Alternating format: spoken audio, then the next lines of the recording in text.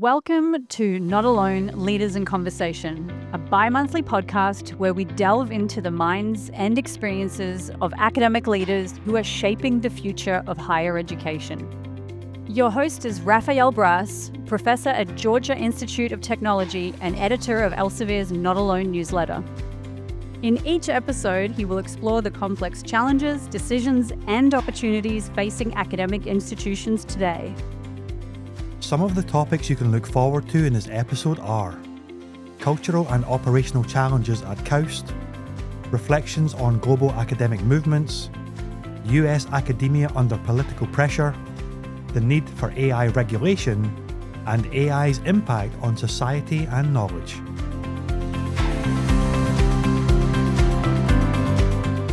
Tony Chan is truly an internationalist. He was born in Hong Kong, but did his undergraduate and master's degrees majoring in engineering at Caltech in Pasadena, California. His PhD is from Stanford, focusing on computer sciences and computational mathematics. His extensive experience includes Dean of Physical Sciences at UCLA in California, where he was a professor.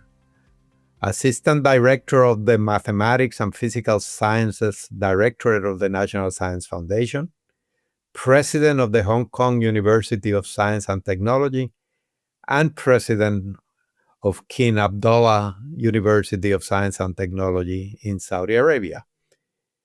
Tony is a member of the National Academy of Engineering. Welcome, Tony, to Not Alone Leaders in Conversation. I know this will be a lively and rich conversation. Rafael, thank you for inviting me. Well, you were president of KAUST from 2018 to 2024. And KAUST is a brand new university, relatively speaking, but it's certainly a very different culture. How do you operate a Western-like university, which is their intention, within an Arab Islamic state? How did the challenges work?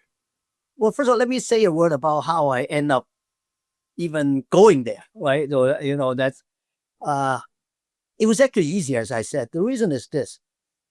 I was serving on the board of KAUST for 6 years before I became president. Now, why did they ask me to become a board member? I don't know, but I can imagine after I served on the board. Because when KAUST was founded, it was very clear that they wanted to be, the USTs, the top ranked UST of the Middle East, certainly Saudi Arabia. So what are the models? Caltech, MIT, Imperial College.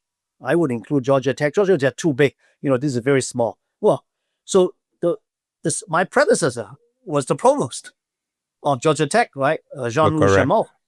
So they were looking for role models around the world. Of course, they look at the big university that I mentioned, but they also look at young university. So HAUST was one of them. But they can't wait for 150 years, which is how old MIT is today. So they look at it. So they wanted me to serve on the board because of the young age of HAUST. And I took it. I accepted the invitation because I'm always curious I knew very little about Islam. I had never been to the Middle East. But of course, having served on the board, I would go once or twice a year. And I can tell you, when I first went in the beginning of, I think I started serving in 2011, and it was a very different Saudi Arabia than today. It was very conservative. All the stereotype that you read in Western media is probably true, okay? Very few women participate in the workforce. They were dressed very conservatively. As you heard, right? Women could not drive. And it's like a mysterious closed kingdom. A little bit like China during the Cultural Revolution. That's how I always compare. Because very few people have visited. There's no tourist visa. There's no tourism agency. You cannot just join a tour and visit. Today, in less than 30 minutes, you can get a visa, you can just go. For American, you can just get a visa on landing. So this is a huge change, okay? So for me, I already had some knowledge. I knew some of the board members. Actually, it took some convincing my wife to go because she had not gone to, she had been there once during the inauguration of KAUST. But I think it was a good decision for me personally. First of all, I think I make some contribution to KAUST. But second, I enrich myself, my career, my worldview. And that's a big missing part of my knowledge that I learned. Okay. So, and I make a lot of new friends, not just in academia. So it's one of those things in your life, in your career, that depends on your personality. If an opportunity comes around, there's always argument for, hey, I'm pretty comfortable to be complacent, right? To stay in your comfort zone. I guess my personality was never like that. I went to NSF. Many people advised me not to do that. They said, you were in academia, you were a dean. I was a dean at UCLA. If we stay in academia, maybe you could become a provost, maybe you become a president. I said, I never want to become a president. I do this. NSF is like a rare opportunity, a unique opportunity, an honor. And I think it was a great job. It allows me to see. Same thing with the KAUST. So now you asked me about the challenge of building a Western university, right, in the Arab world. Well, in a way, it's very challenging. It's still a challenge, but in a way, it's actually easier. Because you have to understand that, first of all, the political system, this directive is coming from the top, from the king. The KAUST is King Abdullah, University of Science. So in the political system, which is an absolute monarchy, when the king says we want to do this, and it's a good thing. I mean, you ask me, I think this is a good thing for Saudi Arabia to do. To wean itself off from oil and gas, to invest in technology and innovation. How can you argue with that? I think even with some Saudis, most Saudis, they would agree with this. So there's a directive from the top. Second is, I think Saudi Arabia as a country, as a population, already quite Americanized, I would say. It's westernized, but through America. Well, America historically, helped Saudi Arabia discover oil. I always remind people, the company, the largest oil company, right, in the world is Saudi Aramco. It did not have the Saudi name before. It was called Aramco, which stands for Arab American Oil Company. Okay, so it was nationalized in the 70s, if I remember. It's that when they add the name Saudi Aramco. So the US dollar was used quite widely in Saudi Arabia. By the way, all the salary and expenses, it counts as done in US dollar. Okay, so it's no issue from that part. The petrodollar that I knew nothing about, was the petrodollar, right? It was a contract between US and Saudi. So, the Saudi leadership, certainly, they understand why this is important. They understand the country needs to go to technology and innovation. And the population is already attuned to American culture. You have all the popular culture. You have all the fast food chains and clothing stores, AMC movie theaters and all that. Okay, you have all that stuff is there. So for me to go there, of course, it's still a cultural adaptation that's needed. But the country is changing. Basically, the change started just before I arrived. Since basically the Crown Prince, MPS, took power. So a lot of changes. So I was sort of riding with that. So the challenge is this, right? So this is the good part. The biggest challenge to me is Saudi Arabia itself is changing very fast. It has a national plan called Vision 2030. So the expectation for a place like KAUST is enormous. So it says KAUST is expected to help with the national agenda. Well, for example, why haven't you created several Nobel Prizes already, winners already? How come you haven't created 10 Googles already? And so on and so forth, right? And so I think you have to somehow manage that. You cannot ignore it, but you cannot also forget about your soul, so to speak. Well, we academic know why you need to university have a role. Some of this is happening in the US, right? This is not a Saudi only problem. Now, the other challenge I had to say is this, KAUST is so different from the existing university. So there's a little bit of a fit. How do you fit into the ecosystem? KAUST, we have a big endowment. I'm not allowed to say how much, but it's big, okay? So it's much bigger than all the other universities. So some of them are, I would say, jealous. Jealous in a good sense. Well, they're not saying you should not get this money. Maybe they're saying they should get a piece of it, but they're not saying you should not get it. But they say if you get that much resources, you're supposed to produce the result much quicker. You are treated exceptionally, so therefore you should have exceptional result. So that adds to the pressure. Now, the other thing that is about attracting students and faculty, especially international. Now, I think the challenge is, frankly, at least back then, right, when KAUST was founded, the image of Saudi Arabia on the international scene. This is everybody knows. It's not the most positive, to tell you the truth, on many aspects. I don't have to go into that. And so it takes some convincing, right, of faculty especially, right? Many of them, we only want the best. Hey, you come here, we have no track record. We have a good endowment, so you don't have to write so many grants. That helps. But you have to come into a society with a lot of preconception of what it is like. The faculty have had to convince their spouses. Not always. We have female faculty. They have convinced their spouses. What do you do? Are they being cut off from their their colleagues?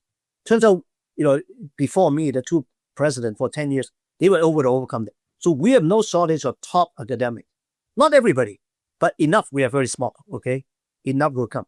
Students actually turns out to be not so much of a problem. The big challenge was attracting the top Saudi student. The Saudi student, there are many top Saudi students, but many of them were studying in the West, in UK and US. I think in the past, if they want to pursue, let's say they have a PhD from MIT or Imperial College, they think if I go back to Saudi Arabia, their opportunities are more limited to pursue their academic dream.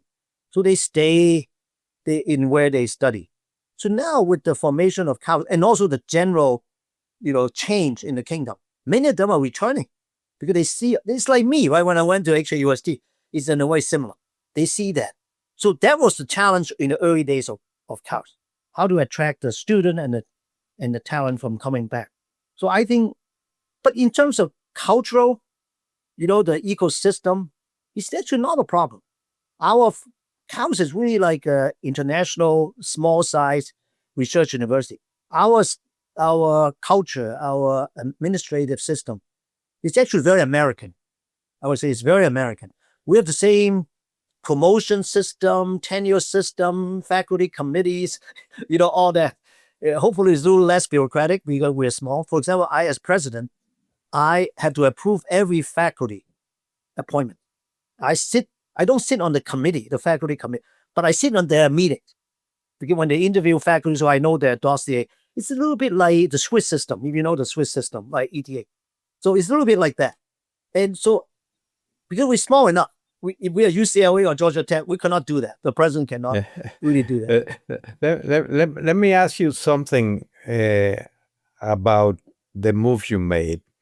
I would venture to say that certainly the move to Hong Kong, if you were to do it now, or somebody like you were to do it now, it would be problematic for the U.S.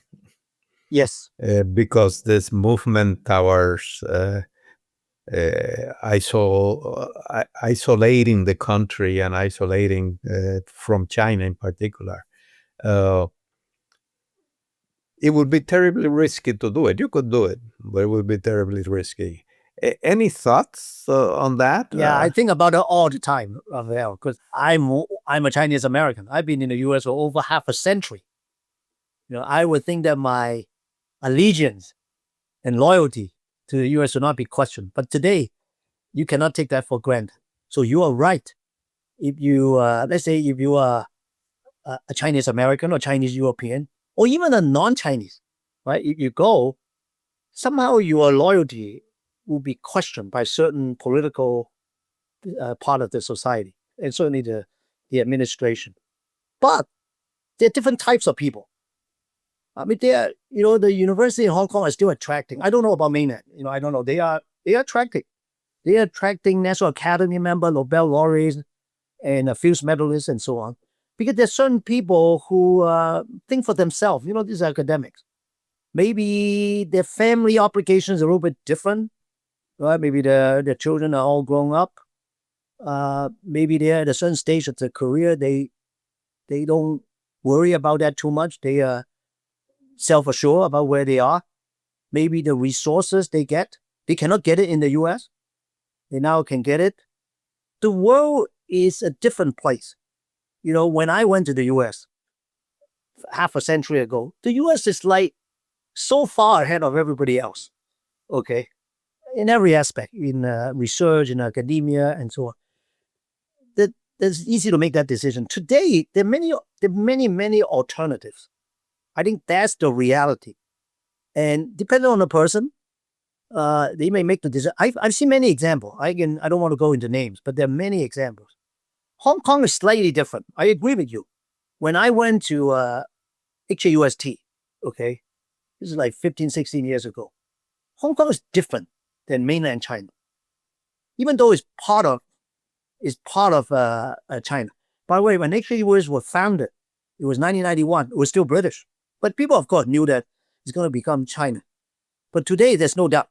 But politically, I think the big change we're referring to, Rafael, is that Hong Kong, from the political eyes in the US, is now just no different from Shanghai. That's correct. Yeah. I can tell you on the ground. I visit Hong Kong from time to time. I was there for 10 years as a president. I know many people there. It's much more nuanced. Much more nuanced. It's I know the president of most of the University of Hong Kong.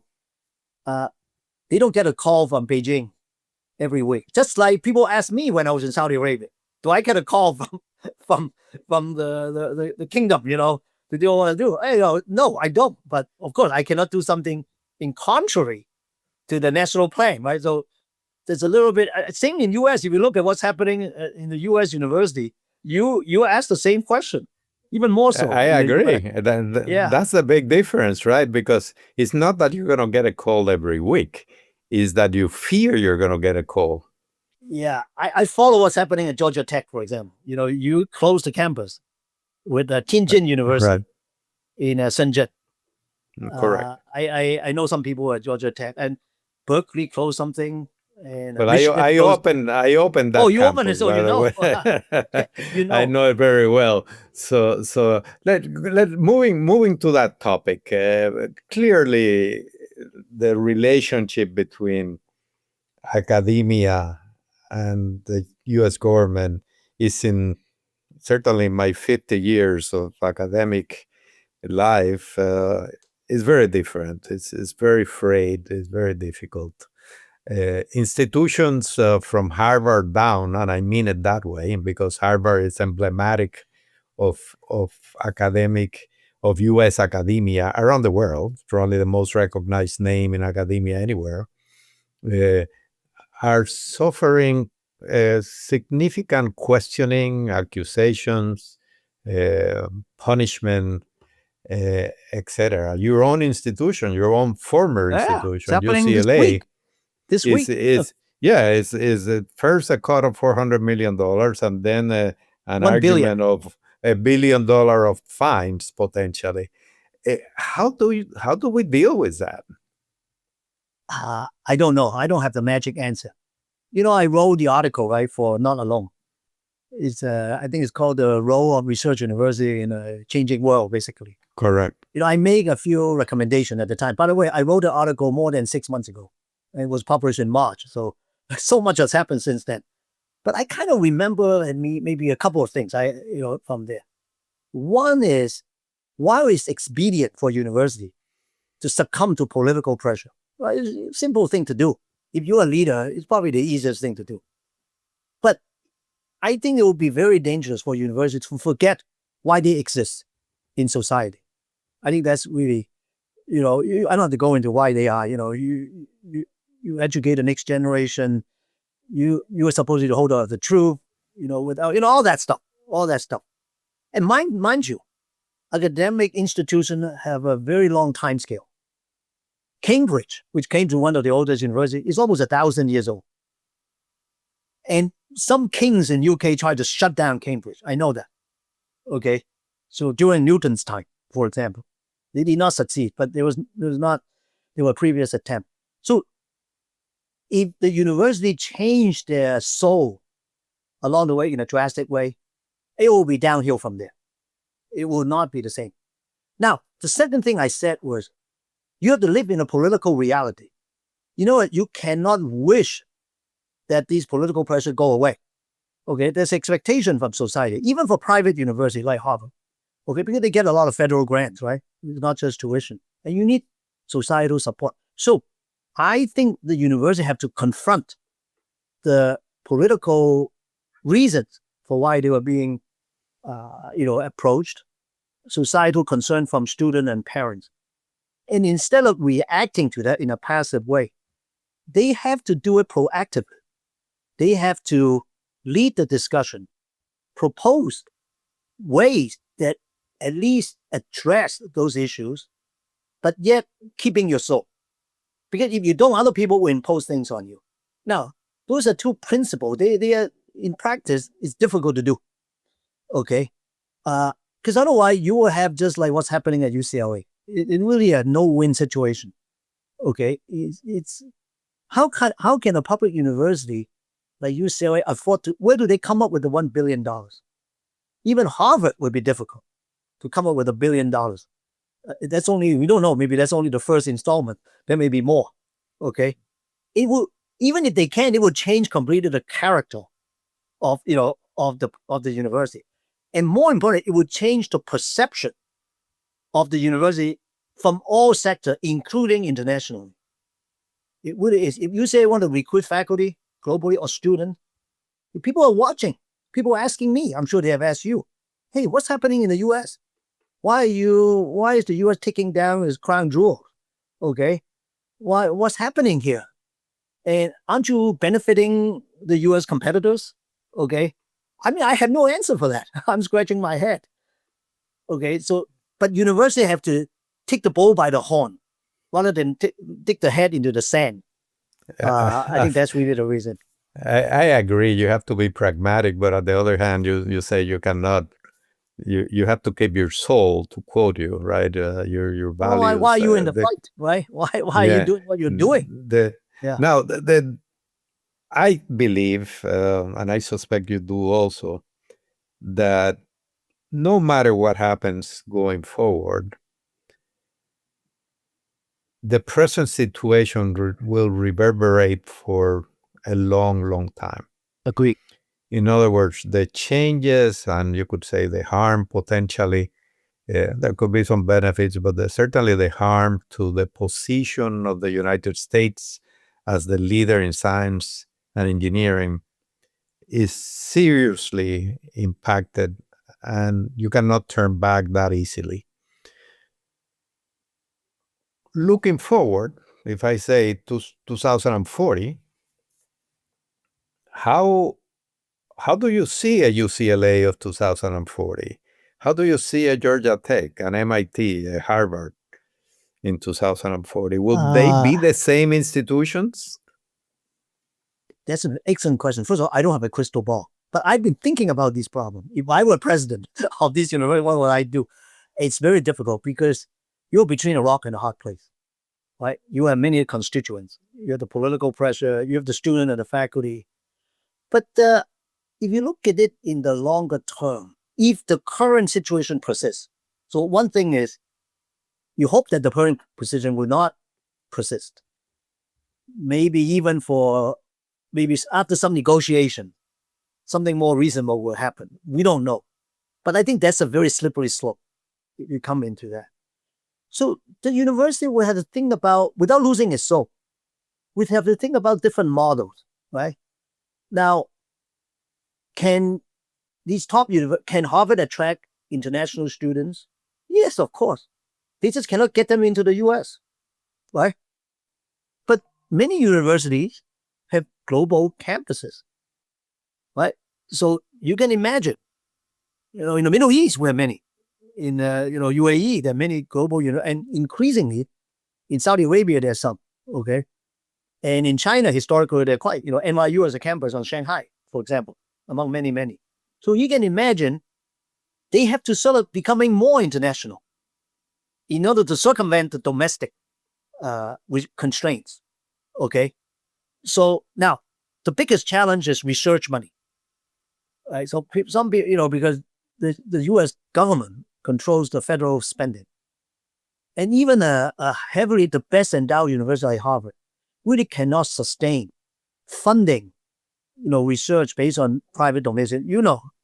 That these donations often have Not strings possible. attached. Yeah, and the percentage I heard is at best 50% of that money is unrestricted. Most of them, the donors they give the money to do certain things, and maybe they can increase the donation because some alumni donors will respond. They need more, but you cannot sustain that. So you have to go to private industry. I don't know whether they are willing to do that or capable of doing that, and they may have strings attached if they support you, or they go international. Maybe they have to set up certain research activities also outside. So here's just some thoughts I have. In practice, of course, it's very difficult because these are still U.S. institutions. Now, so unless the politician want to kill off these universities, okay, but they have their own agenda, I think. So if somehow within those constraints, you think out of the box, so to speak, okay, because the brand is still very strong. The Harvard, as you said, is probably the strongest brand in academia globally. So if you're sitting in Riyadh and you say you can get a Harvard degree, okay, by maybe visiting the U.S., you can stay in Saudi Arabia and do something. Maybe that's a good bargain. They're willing to pay tuition. Maybe, in UAE, I know many universities, Western universities like Cornell, CMU, they have campuses there. They do research there. And the UAE government give them support now. This is relatively small scale compared to what they get from U.S. government. But they have to think out of the box. That's my only thing. Easier said than done. It is a tough situation because clearly the government, to do business outside of the U.S. as a U.S. institution, you still need the sanction of the U.S. government. Because of U.S. institution. Yes. Because you're a U.S. institution. And for example, Georgia Tech in China, a campus, small campus that was educational and operating very well. And similarly, other activities of other institutions in other parts of the world and in China are ultimately you need the permission, right? So I agree. But there are certain or at least the allowance, not necessarily a permission, but the statement you can do it. Rafael, as I said, if the administrator is determined to shut down this university, there's nothing you can do. But if their concern is more specific, like for example, national security, right? So that's often used as a reason. Well, so what you do outside, you make sure that they don't touch on these things. A Harvard is sort of very broad. They can do many, many things. You can have an MBA program. You can have things that don't touch on AI and stuff like that, for example. It's true. You could, but it would be a very different place. It would be very different. A very, very different place.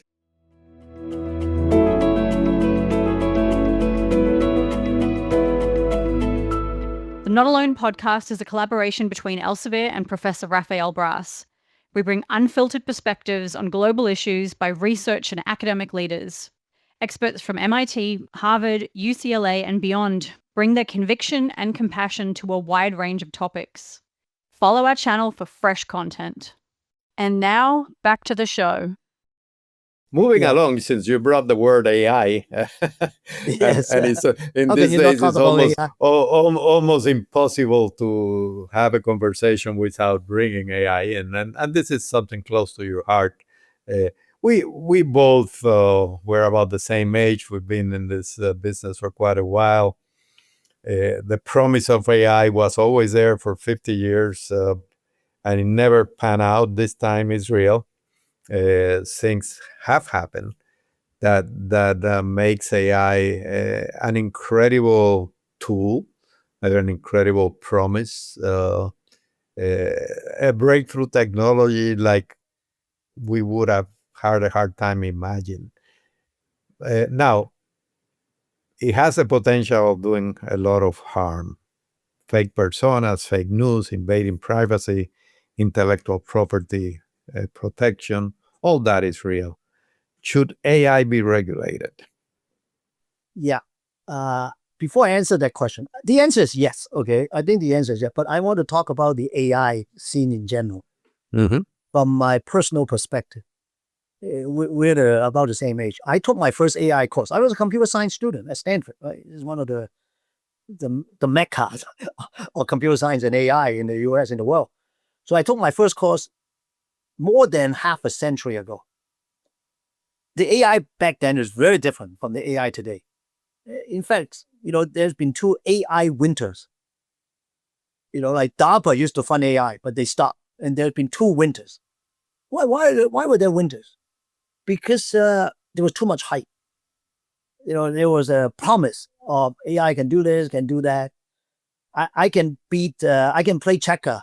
Therefore, I can solve all the problems in the world. Later on is, I can play chess, beat the world champion. Therefore, I can do that. But the latest thing is, I can beat the world champion in Go. Okay, and I can generate text like ChatGPT. By the way, which is very, very impressive. But anyway, there's a lot of hype. And most of the people, they don't know enough to look under the hood, so to speak, to know what's going on. So if you look at the media, if you look at where the money goes, Wall Street, there's a lot of vested interest in sort of hyping this up.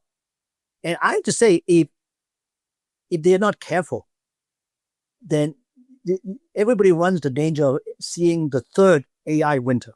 I hope that's not true. Okay, that's real.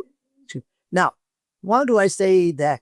Because first of all, I agree with you, Rafael, that the AI tool, the deep learning, the large language models, they're amazing. They're fantastic tools. I remember reading my first thing from ChatGPT. I said, wow, it must have passed the Turing test in my mind. The Turing test, right?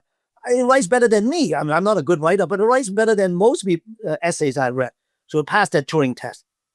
But I asked, is that intelligence? Nobody defined intelligence. Okay, but I would say, hey, let's be careful. Let's not being able to do that is one thing. Okay, but to claim that it's intelligent is another thing. I think we need to set a higher bar.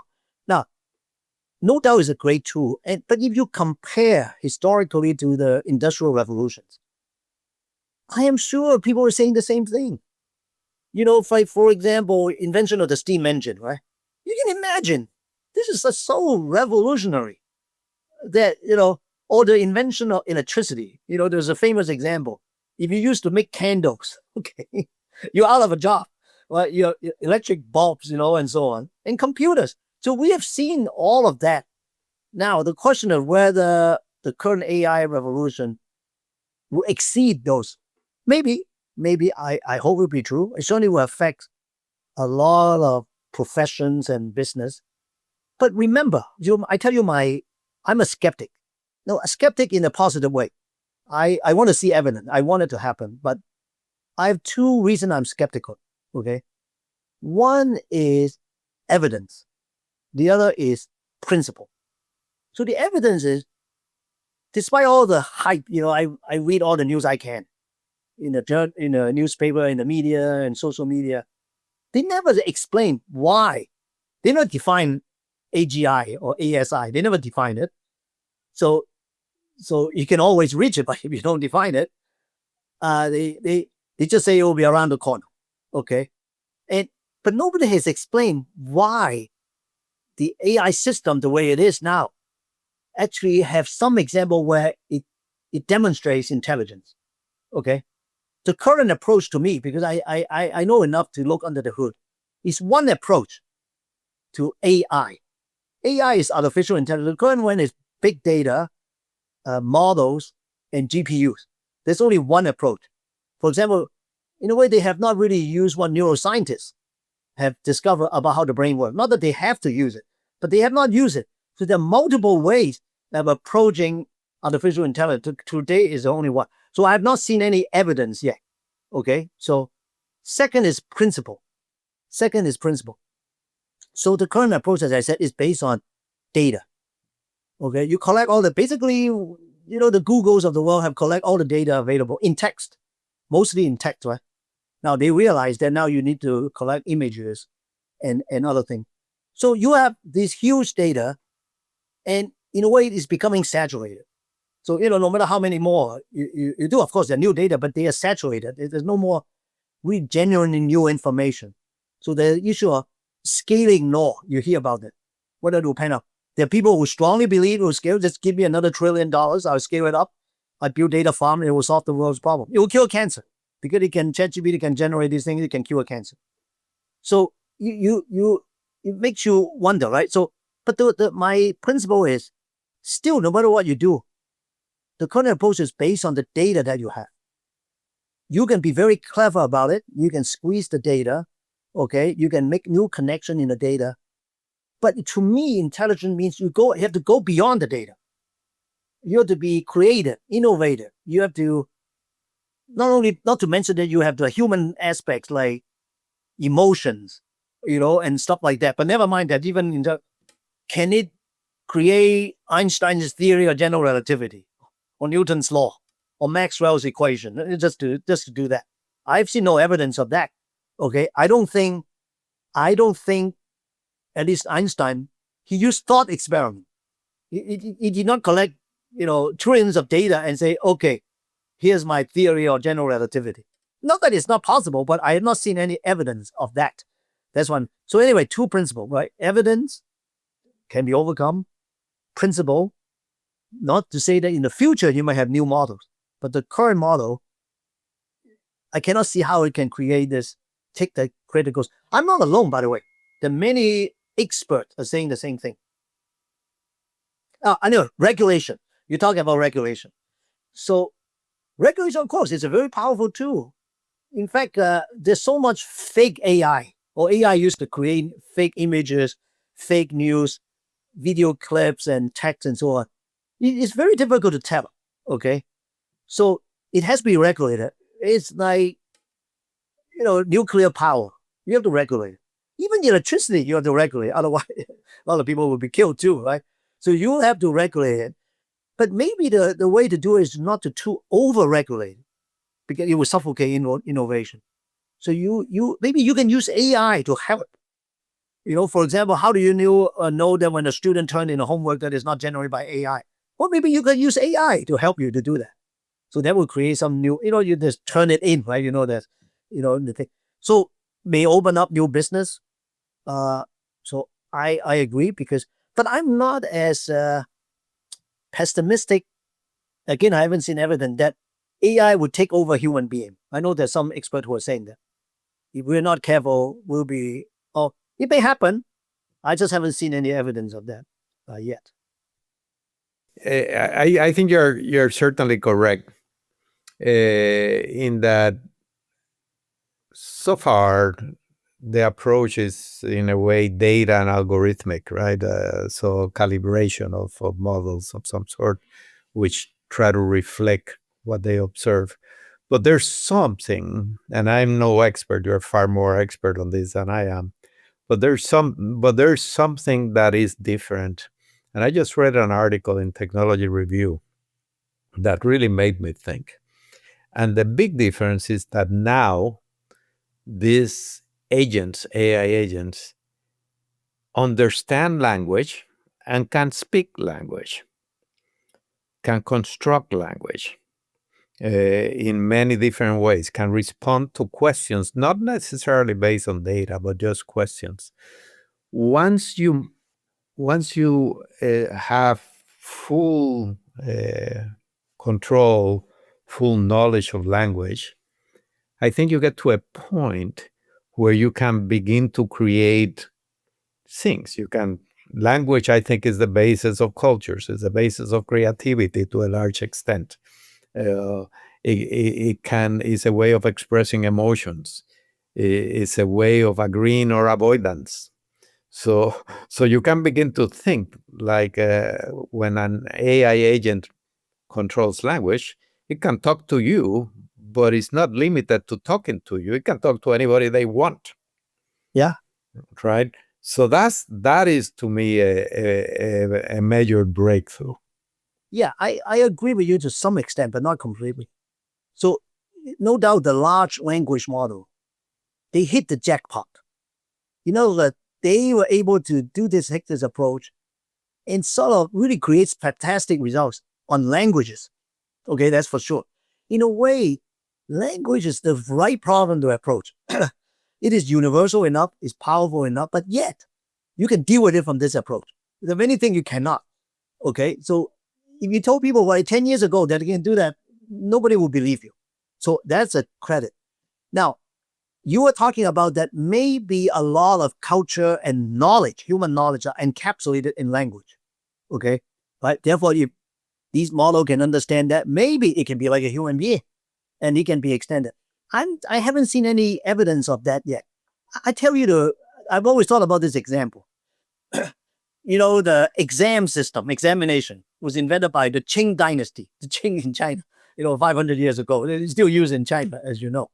So in the old days, if you want to get a top government job, you have to take the exam, okay? And then what you do to prepare the exam is to read the classic text. There's classic text. This is like the great books, right, in the West. And the idea is that if you can master that, then you're intelligent. Then you know how the world works. Well, I think today, nobody would subscribe to that view. You can read everything you know. But, back then, right, you don't have the scientific revolution. So that's the problem, is that these texts are very powerful, but they encapsulate what we know now. Even that I don't know, but they at least give them the credit, they encapsulate what it is now. Second thing is language is not everything about human beings.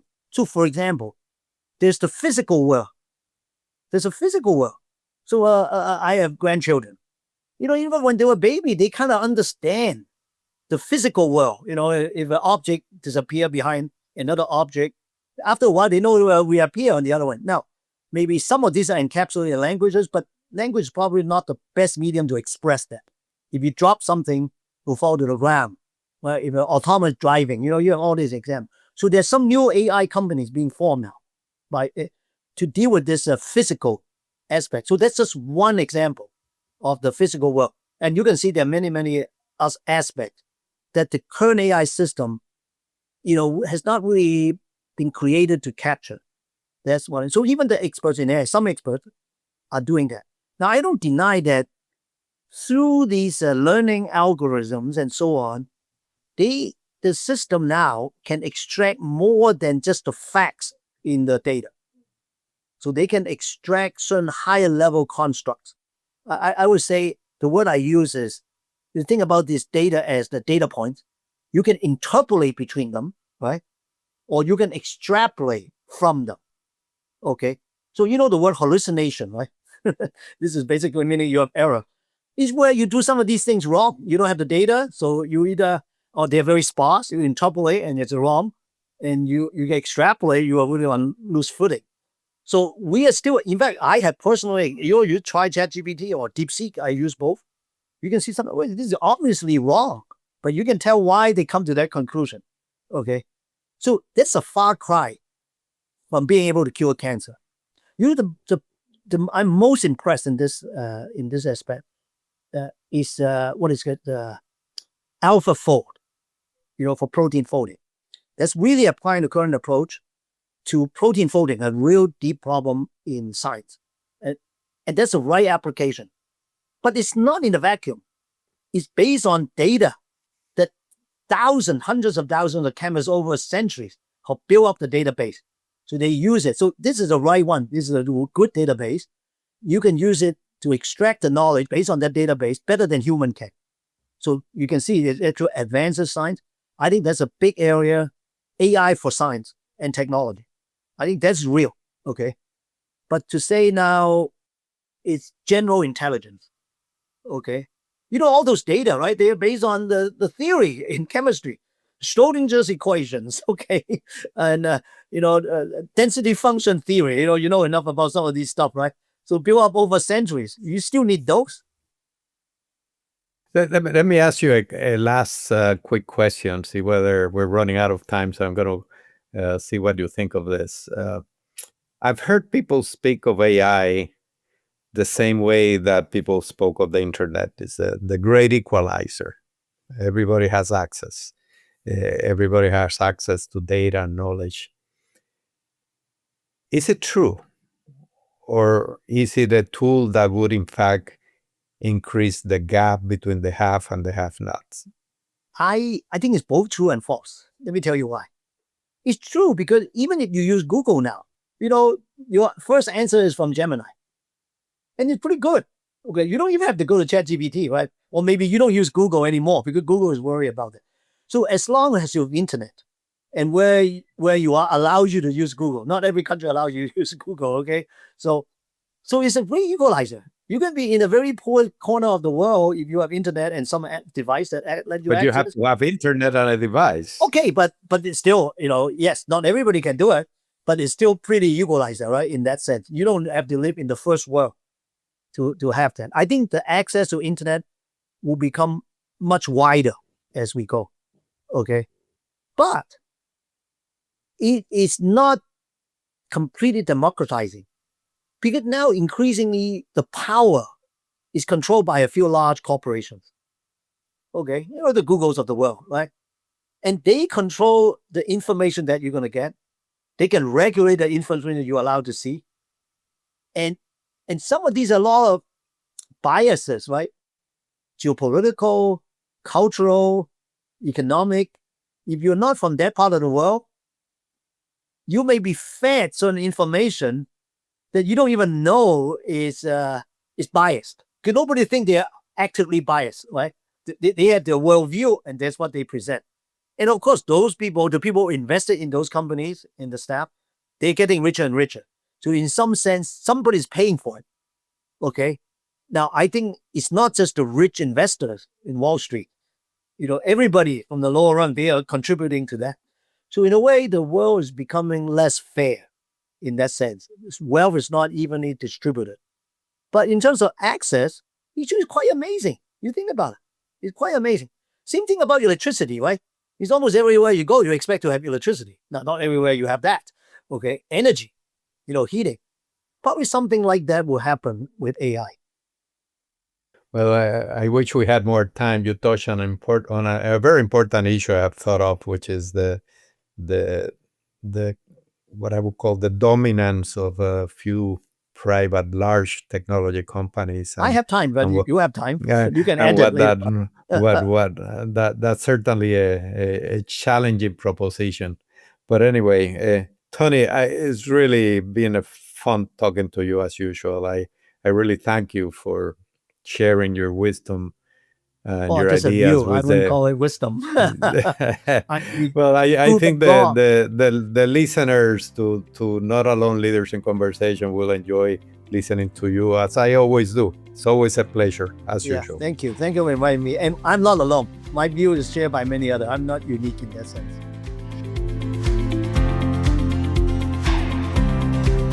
Thank you for tuning in to this episode of Not Alone, Leaders in Conversation. We hope this discussion today sparked new ideas and left you with plenty to think about as you continue to lead in your own institution. If you found this conversation interesting, insightful, or thought-provoking, please share this episode with your colleagues, peers, and friends. And don't forget to subscribe to the podcast on your preferred platform so you can stay up to date with our latest episodes.